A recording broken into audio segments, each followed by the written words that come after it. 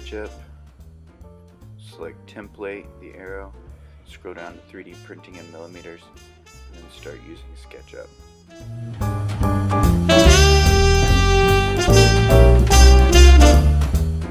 A lot of times when you're looking at this at just one angle, you don't realize that you're drawing towards the Z-axis, so make sure you're paying attention as we continue our drawing.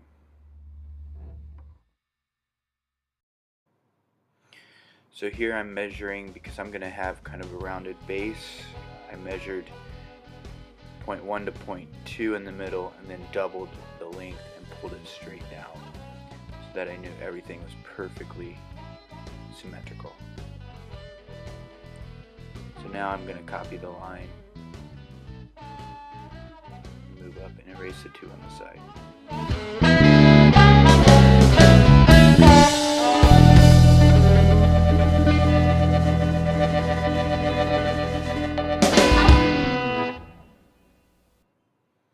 Now I made a foot, and I have to make sure that my foot is actually taller than the center.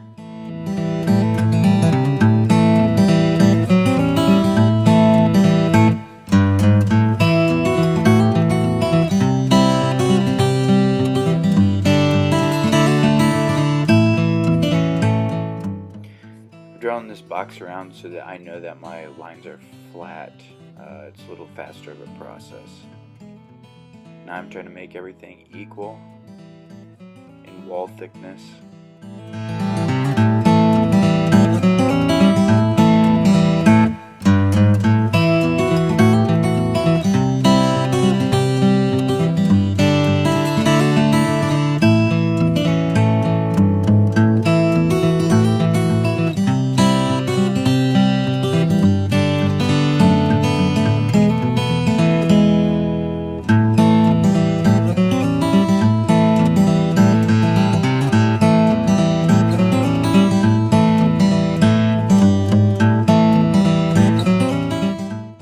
These little lines, if I don't erase them and zoom in really close, you can see even the smallest lines as I come in and erase those are going to cause problems whenever I go to make my actual vessel.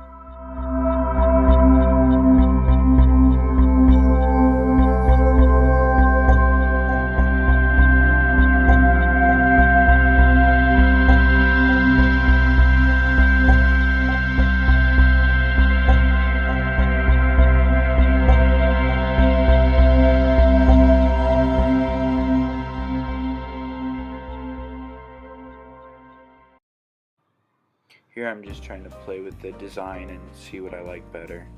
I felt like that first one just kind of tilted in just a little too much, so I opened up the mouth of it just a little bit more.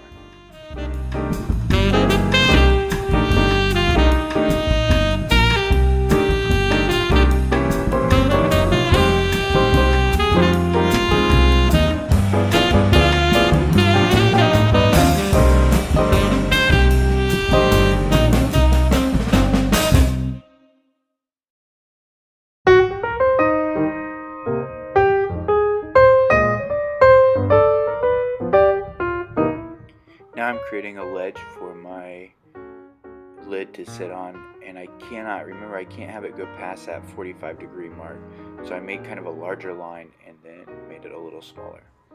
Now I'm going to start checking the line, making sure that that ledge actually passes the inside of the lid so that the lid can actually fit down in there. But I haven't also given myself enough room, so what I'm going to do is redesign this edge, make the line a little bit bigger,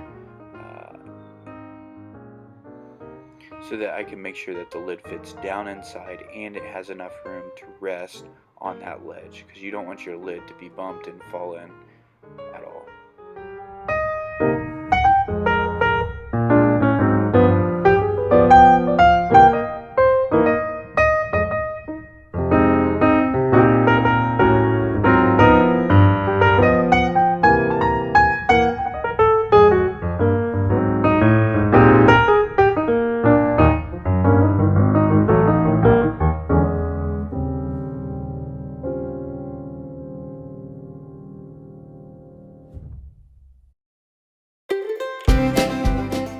So that long line that I made is just a guideline, and now I'm creating the lid. Now notice that the lid is quite a bit higher than the actual vessel. I'm doing that so that I can remove it. But those guidelines are there to show me that I need to make the lid at least that length, a little bit longer, so that it can rest on that ledge. So now I'm going to draw a second guideline from the outside of the rim to show me that I need to be in between these two lines to make sure that the lid fits perfect.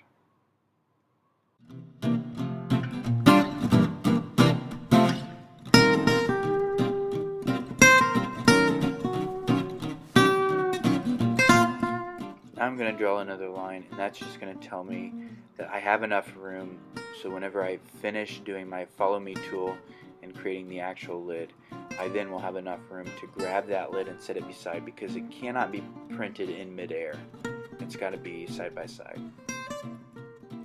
So now I'm making a handle for the lid.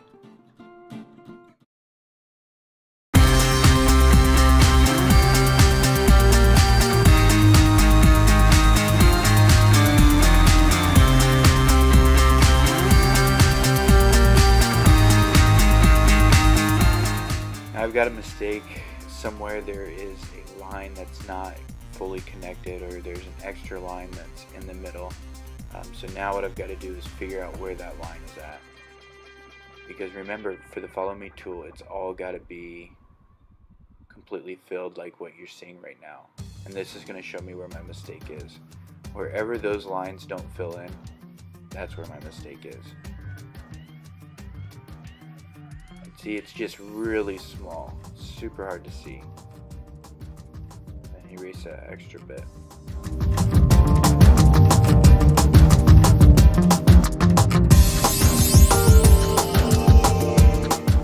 So now I'm going to add a circle to the top of that, grab my follow me tool and create the lid. Then I'm going to create my vessel. I'm going to check it out, but I think that foot looks a little small. So what I'm going to do is change the geometry on that.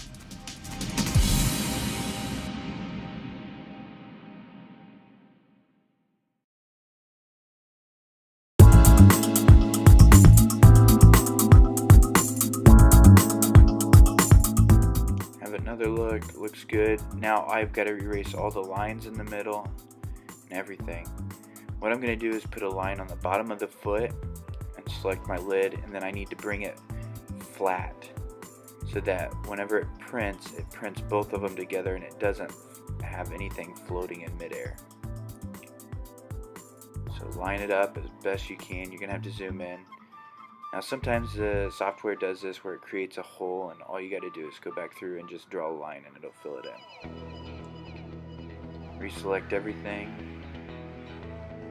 and continue to get that line just touching the lid.